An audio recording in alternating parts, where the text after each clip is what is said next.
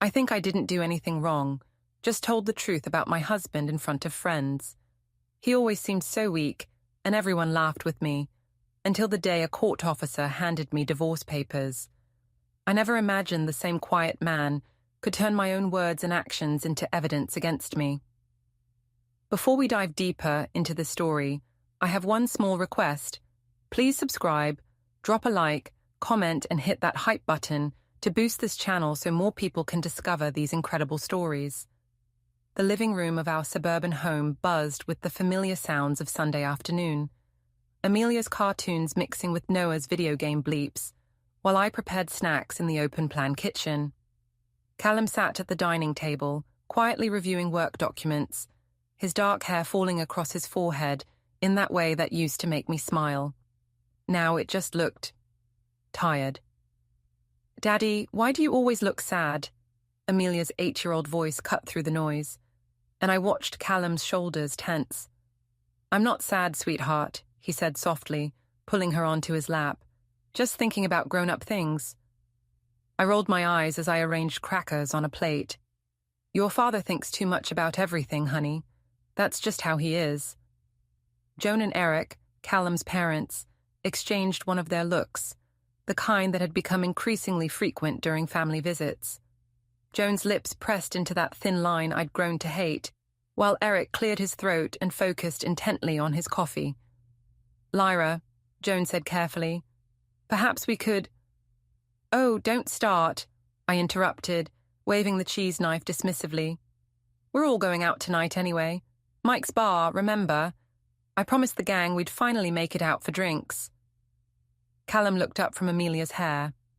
"I thought we were staying in tonight. The kids have school tomorrow." "The kids will be fine. Mum's watching them." I glanced at my phone, smiling at Ian's latest text. "Can't wait to see you tonight. Wear that blue dress. Besides, you need to get out more, socialize, act like a normal person for once." The silence that followed felt heavy, but I was already mentally planning my outfit. The blue dress Ian mentioned was perfect. It showed off my figure and always got attention. Not that Callum would notice. Mike's Bar and Grill was packed with the usual Friday night crowd, though it was actually Sunday, a fact that made our group feel rebellious and special. I'd claimed the center seat at our usual high-top table, with Ian strategically positioned across from me, and Callum relegated to the far end next to my sister Marla. "So, Callum," my friend Jessica called out over the music, "Lyra tells us you've taken up cooking. That's so sweet." I laughed before Callum could respond. "Sweet is one word for it. Last week, he spent 3 hours making dinner and forgot to turn on the oven. We ended up eating cereal." The table erupted in laughter, and I felt that familiar rush of being the center of attention. Ian's eyes crinkled with amusement as he shook his head. "Come on, Lyra," he said with that charming smile that made my stomach flutter. "Give the man some credit." "Oh, I give him plenty of credit," I shot back, emboldened by the wine and the audience. "He's very thorough. Takes him 20 minutes to decide what to watch on Netflix. By the time he picks something, I've already finished a whole series on my laptop." More laughter. I was on a roll. And don't get me started on how he handles confrontation. Last month, our neighbor's dog kept barking at night, and instead of going over there like a normal person, Callum researched city noise ordinances for a week. Then he wrote a 3-page letter with citations. "Did it work?" someone asked. I glanced at Callum, who was slowly turning his beer bottle in his hands. "Eventually, but only because I finally went over there myself and sorted it out in 5 minutes." "That's our Lyra," Marla chimed in, raising her glass. "She gets things done." I basked in the approval, but something made me look back at Callum. His face was unreadable, but there was something different in his eyes. Not hurt. I was used to that. This was something else, something colder. "I think I'm going to head home," he said quietly, standing and reaching for his wallet. "Already?" I made a show of checking my phone. "It's barely 10. "Early morning tomorrow." He placed a 20 on the table, enough to cover both our drinks and tip, always overly generous, even when he was clearly upset. "You stay. Have fun." He leaned down to kiss my cheek, a gesture so automatic I barely registered it, and then he was gone, weaving through the crowd toward the exit. "Well, that was dramatic," I said, taking a long sip of my wine. "See what I mean? He can't even handle a little teasing." Ian's expression had shifted slightly, but he recovered quickly. "Maybe he's just tired." "He's always tired," I replied, "or stressed or worried about something. It's exhausting being married to someone who takes everything so seriously." The conversation moved on to other topics, but I kept glancing at my phone.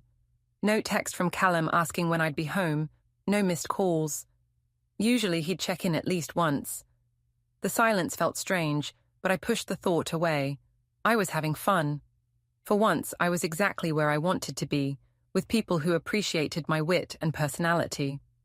If Callum couldn't handle that, it was his problem, not mine. What I didn't know was that as Callum sat in his car in the parking lot, he wasn't driving home. Instead, he was typing a text message to someone, a conversation that would change everything. "Can't do this anymore. Need to talk. Are you available this week?" The response came quickly. "Of course. Monday at 2 p.m. work for you?" Callum stared at the screen for a long moment before typing back, "Yes. Thank you, David. I'll bring everything we discussed." As I laughed with my friends inside, completely oblivious, Callum finally started his car and drove home to relieve my mother and check on our children. But for the first time in years, he wasn't thinking about how to fix our marriage. He was thinking about how to protect himself from it.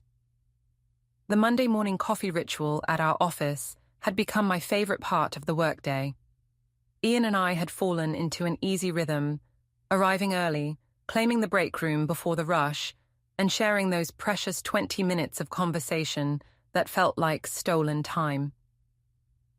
"You look tired," Ian observed, leaning against the counter as I doctored my coffee with extra cream.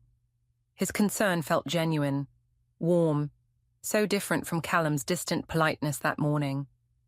"Late night," I admitted. "Callum was in one of his moods when I got home. You know how it is." Ian's jaw tightened slightly. "He gave you grief about going out?" "Not exactly grief.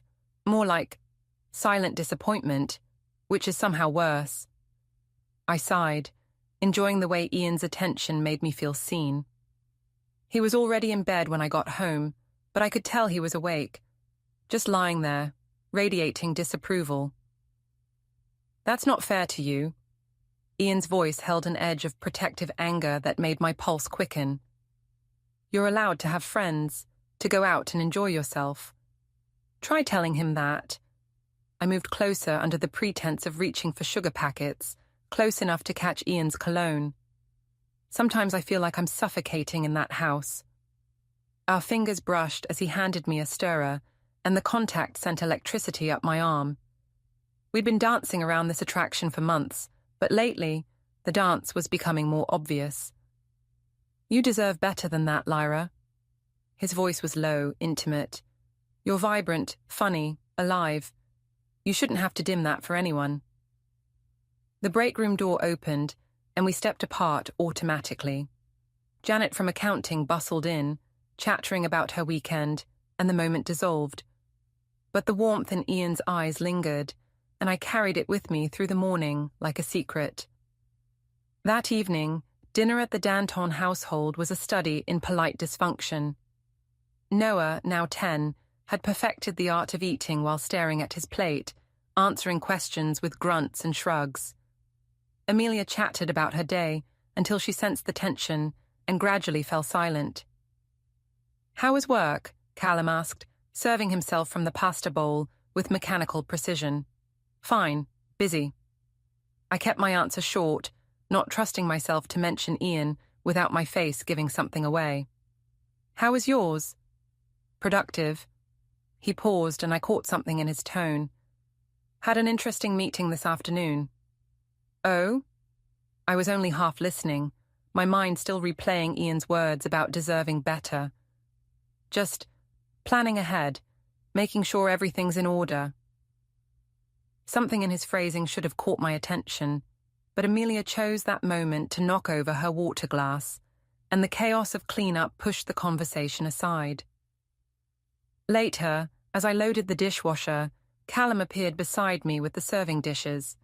"Lyra," his voice was quiet, careful. "Are you happy?" The question caught me off guard. What kind of question is that? A simple one. Are you happy? With us? With this? He gestured vaguely at the kitchen, the house, the life we'd built. I felt a flicker of panic, though I couldn't say why. Of course I'm happy. Why would you ask that? You seem distant lately, distracted. And last night I went out with friends. Normal people do that, Callum. I know, that's not what I meant. He ran a hand through his hair, a gesture I recognized as frustration. I just feel like we're not connecting anymore. Like you're somewhere else even when you're here. The accusation stung because it held truth I wasn't ready to examine. Maybe if you made an effort to be more interesting, I wouldn't need to look elsewhere for conversation. The words came out harsher than I'd intended, and I watched Callum's face close off completely. I see. He dried his hands methodically, folded the towel with precise corners. Well, I suppose that answers my question. He left the kitchen without another word, and I stood there surrounded by the detritus of family dinner, feeling simultaneously guilty and justified. Why should I apologize for wanting more than this mundane existence? Why should I settle for someone who couldn't even fight for what he wanted? My phone buzzed with a text from Ian. Thinking about our conversation this morning. Hope your evening is better than expected. I smiled despite myself, typing back quickly. It's getting better now. His response was immediate. Good. You deserve all the happiness in the world. I deleted the conversation thread before going upstairs, a habit I'd developed without really thinking about it. Callum was already in bed, reading a legal thriller with the focused attention he brought to everything. He didn't look up when I entered the room. Callum? Are you upset with me? He marked his place in the book and looked at me with those steady brown eyes that had once made me feel cherished and now just made me feel scrutinized. No, Lyra, I'm not upset with you. But something in his tone suggested that upset would have been preferable to whatever he was actually feeling. As I went through my nighttime routine, I caught him watching me in the bathroom mirror with an expression I couldn't read. When I came to bed, he was already asleep, or pretending to be. I lay in the darkness, thinking about Ian's easy smile and the way he made me feel interesting, desirable, alive. Callum's steady breathing beside me felt like a reproach, a reminder of everything ordinary and predictable about my life. What I didn't know was that Callum wasn't asleep.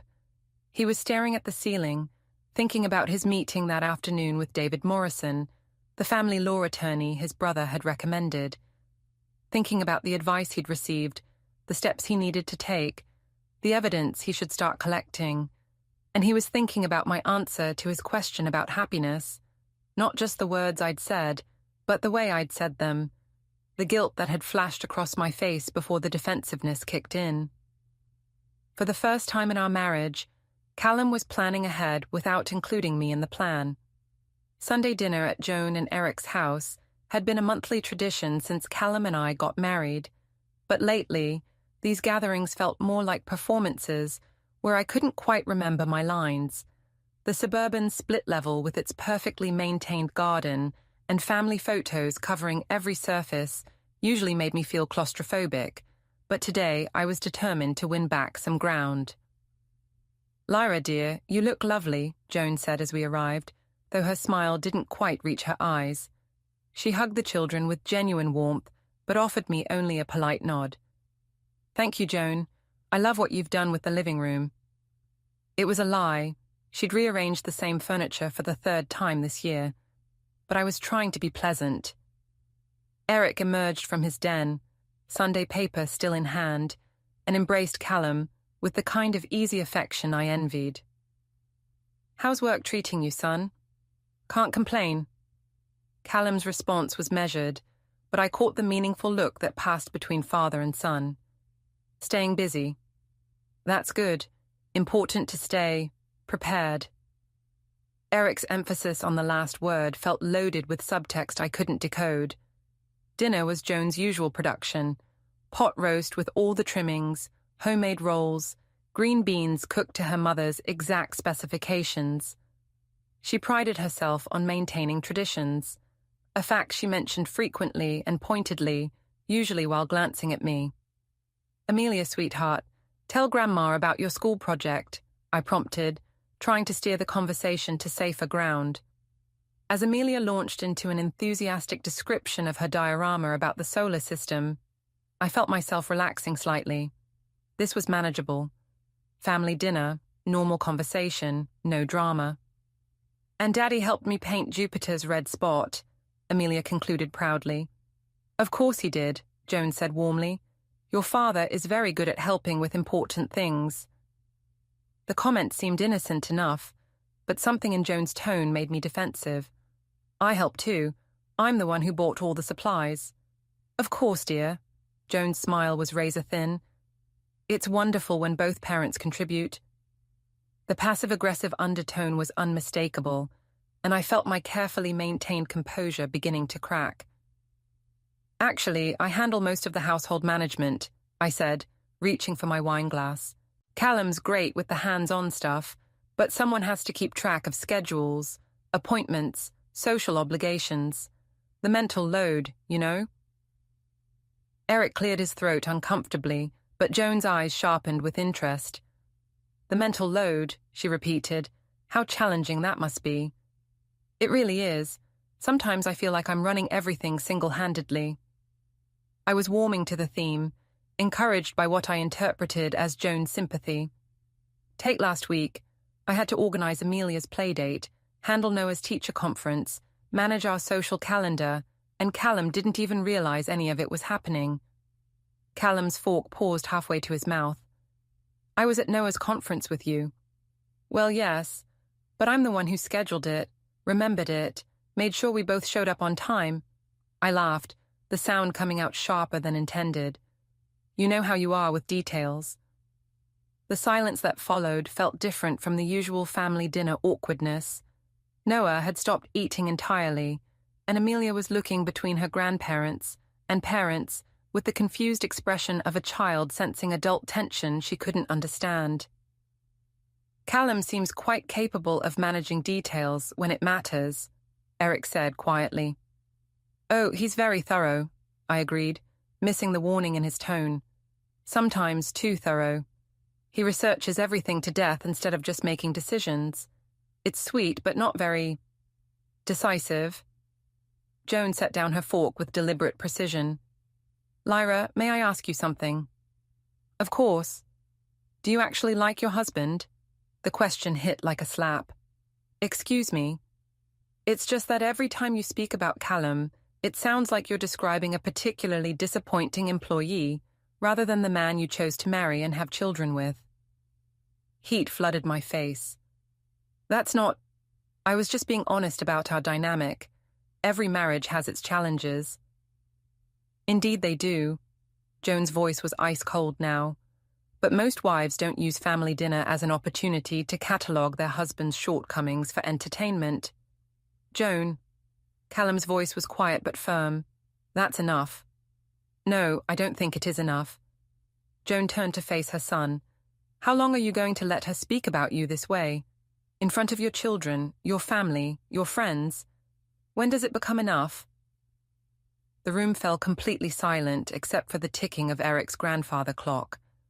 Noah had slumped so low in his chair he was practically under the table, while Amelia's eyes were wide with the kind of fear children feel when their safe world suddenly reveals cracks.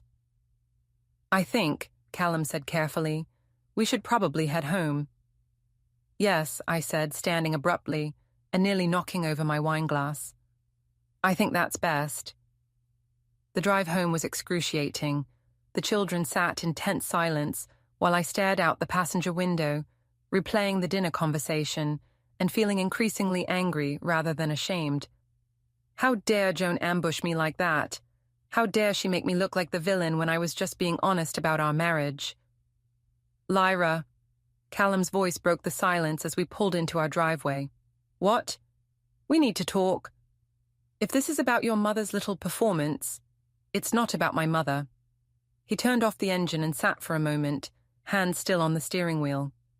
Kids, go inside and get ready for bed. I'll be in to say goodnight in a few minutes. Noah and Amelia scrambled out of the car, with obvious relief, leaving us alone in the gathering dusk. This isn't working, Callum said finally. Your mother attacking me at dinner. No, it's not. That's not what I mean, and you know it. He turned to face me, and in the dim light of the car, his expression looked different. Resolved. This. Us. The way we treat each other. The way we talk about each other. It's not working, and it's not fair to the kids. Something cold settled in my stomach. What are you saying? I'm saying we need to figure out what comes next, because this, he gestured between us, isn't sustainable. Are you threatening me? No, Lyra, I'm not threatening you. I'm telling you that something has to change. He opened his car door. Think about what you really want, not what you think you should want, or what looks good from the outside. What you actually want. He left me sitting in the car, staring after him as he walked into our house to tuck our children into bed. For the first time, I noticed how straight his shoulders looked, how steady his step was. He didn't look weak anymore, and that scared me more than Joan's accusations ever could. The week following the disaster at Joan and Eric's house, I threw myself into work with renewed energy. If my own family couldn't appreciate me, at least I had colleagues who valued my contributions, especially Ian, whose attention had become the bright spot in increasingly grey days. You seem distracted, he observed during our morning coffee ritual, which had gradually extended from 20 minutes to nearly an hour. We'd started arriving even earlier, claiming the break room like our private sanctuary. Family drama, I said, stirring my coffee with more force than necessary. Callum's mother decided to stage an intervention at Sunday dinner. Ian's expression darkened. What kind of intervention? Oh, you know, the usual. Apparently I'm a terrible wife because I don't worship the ground my husband walks on. The bitterness in my voice surprised even me. According to Joan, I should be grateful for Callum's, what did she call it? His quiet strength. That's ridiculous. Ian moved closer, ostensibly to refill his cup, but his proximity sent familiar warmth through my chest. You're vibrant, intelligent, successful. Any man would be lucky to have you. The validation felt like cool water on a burn. Thank you. Sometimes I wonder if I'm going crazy. You're not crazy. You're just underappreciated. His hand brushed mine as he reached for the sugar, and this time neither of us pulled away immediately. Some men don't know what they have until it's gone. The warning bell for the start of business rang, but we lingered for another moment, hands still touching, eyes locked. The attraction that had been simmering for months was rapidly approaching a boil. Ian, I know. His thumb traced across my knuckles. I know we shouldn't, but I can't stop thinking about you, about how much better you deserve. The words hung between us like a bridge I could choose to cross or burn. In that moment, standing in the break room with fluorescent lights humming overhead and the distant sound of office life beginning, I made my choice. Maybe we could talk more, outside of work sometime.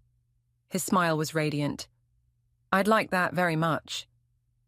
That evening, Callum was in his home office when I returned from work, a small converted bedroom where he handled our finances and his freelance consulting projects. I could hear him on the phone, speaking in the measured tones he used for business calls. Yes, I understand the timeline. No, I think we should proceed as discussed. I'll have everything ready by Friday. Curious to spite myself, I lingered in the hallway. Callum rarely took evening calls, and something about his tone seemed different, more formal than his usual consulting work required. The documentation is comprehensive. Yes, I've been very thorough. Thank you, David. I'll see you then. David? I didn't recognize the name, and Callum's client list was small enough that I knew most of his contacts. When he emerged from the office a few minutes later, he seemed surprised to find me in the hallway. How long have you been standing there? I just got home. Who's David? Work contact. His answer was quick, dismissive. How was your day? The deflection felt deliberate, but I was too preoccupied with thoughts of Ian to pursue it. Fine, long. Callum studied my face with that unsettling intensity he'd developed lately. You seem different. Different how? Happier, maybe. More energetic. Guilt flashed through me, but I pushed it aside. Maybe I'm just finally feeling like myself again. Right. His tone was neutral, but something flickered in his eyes. I'm glad. Dinner was another exercise in polite distance, with the children filling most of the conversational gaps. But I noticed Callum watching me throughout the meal, noting when I checked my phone, observing my distraction when Noah asked about weekend plans. After the kids were in bed, I retreated to the living room with my laptop, ostensibly to catch up on emails, but really to continue the text conversation I'd started with Ian during my commute home. Today was the highlight of my week. His latest message read, "When can we have that talk we discussed?" I glanced toward the kitchen, where Callum was cleaning up, then typed back, "Soon." I need to figure out logistics. I'm patient. You're worth waiting for. The message made my pulse quicken, and I was so absorbed in crafting a response that I didn't notice Callum approaching until he spoke. "Lyra, I need you to sign something." I looked up, startled, to find him holding a folder and a pen. "What is it?" "Just some paperwork about our household expenses, for tax purposes." He set the documents on the coffee table beside my laptop. "The accountant needs both our signatures." I barely glanced at the papers, something about financial disclosure and asset documentation. Callum's handwriting filled most of the forms in his characteristically neat script. "This seems like a lot of paperwork for taxes," I said, but I was already reaching for the pen, eager to get back to my conversation with Ian. "You know how thorough I am," Callum replied, and there was something almost ironic in his tone. I signed where he indicated, 3 different places with yellow sticky notes marking the spots. The papers looked official, with letterhead I didn't recognize, but Callum handled all our financial paperwork anyway. I trusted him to manage the boring details, while I focused on more important things. "There," I said, handing back the pen. "All set." "Thank you." He gathered the papers carefully, sliding them back into the folder. "This will help clarify things significantly." Something about his phrasing nagged at me, but my phone buzzed with another message from Ian, and the moment passed. Later that night, as I lay in bed listening to Callum's steady breathing, I replayed the day's conversations. Ian's words about deserving better, the warmth of his attention, the promise of something more exciting than this mundane existence. I was so lost in those thoughts that I didn't notice Callum's breathing wasn't quite as steady as usual, or that he was staring at the ceiling with wide-open eyes, thinking about his meeting with David Morrison the next day. The papers I'd signed so carelessly weren't tax documents. They were sworn affidavits detailing our household finances, my work schedule, and my recent behavioral patterns, all prepared by Callum's attorney as part of a comprehensive legal strategy I couldn't have imagined my quiet, conflict-avoidant husband was capable of orchestrating. But I would learn soon enough. The man I'd married was still there, but he was no longer the man who would silently endure my contempt.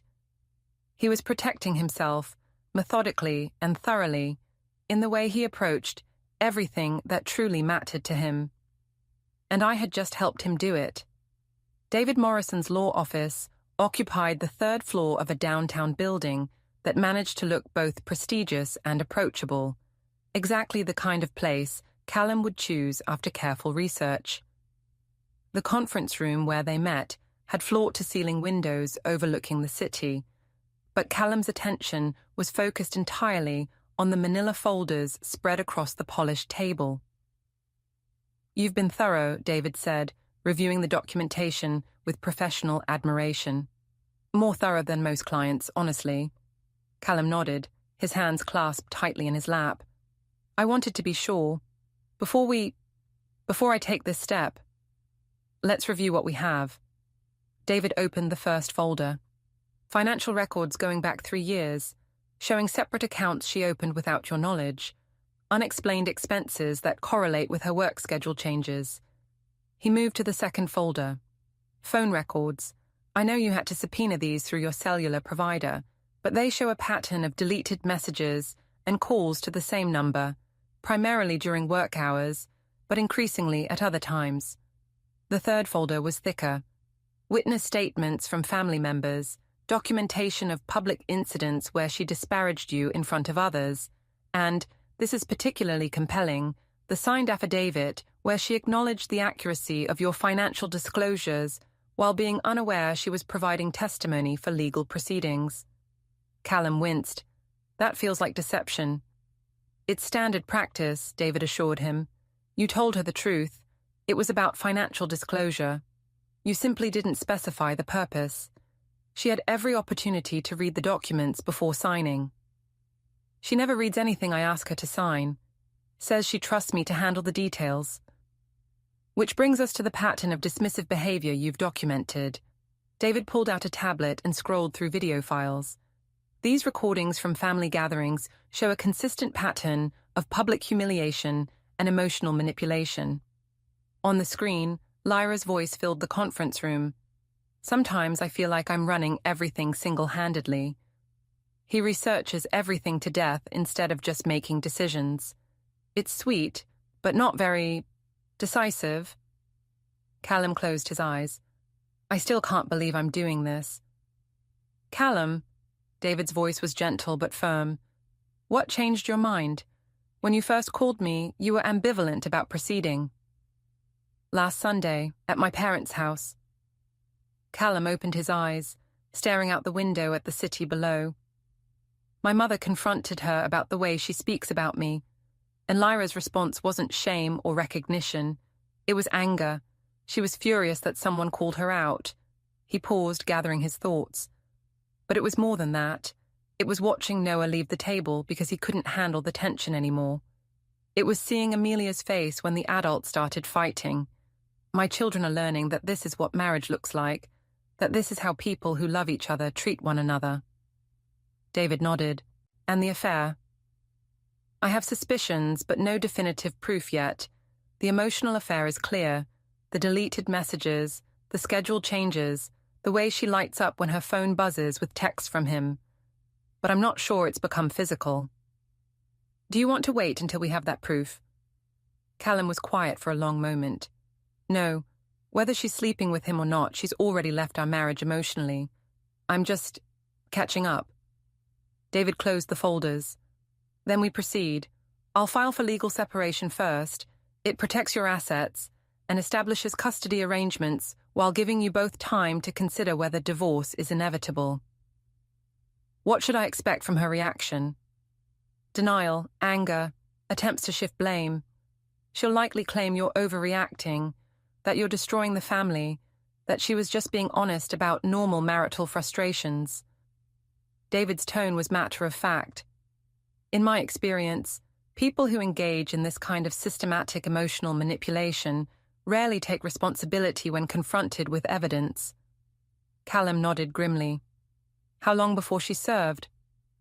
The papers will be ready Monday. She'll be served at work. It's cleaner that way, more professional. As Callum left the law office, he felt simultaneously relieved and terrified.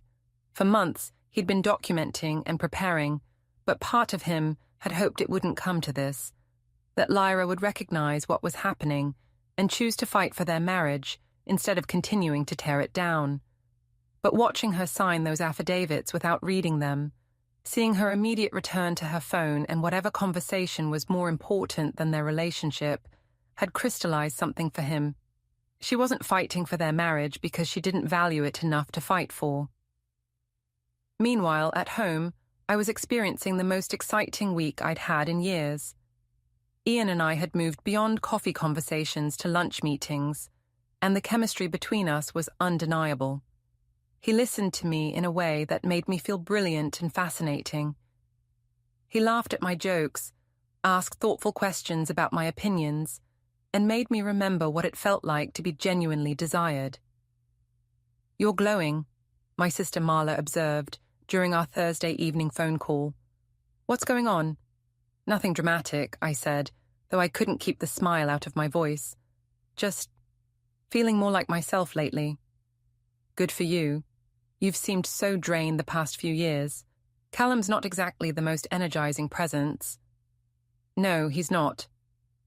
I curled up on the couch, enjoying the rare moment of feeling understood. Sometimes I think about what my life would be like if I'd made different choices. "It's not too late to make different choices now," Marla said pointedly. The suggestion hung in the air between us, thrilling and terrifying in equal measure.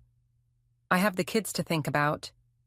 "Kids are resilient, and they'd probably be happier with a mother who's actually happy instead of slowly suffocating in suburban mediocrity." After we hung up, I sat in the quiet living room, thinking about Marla's words.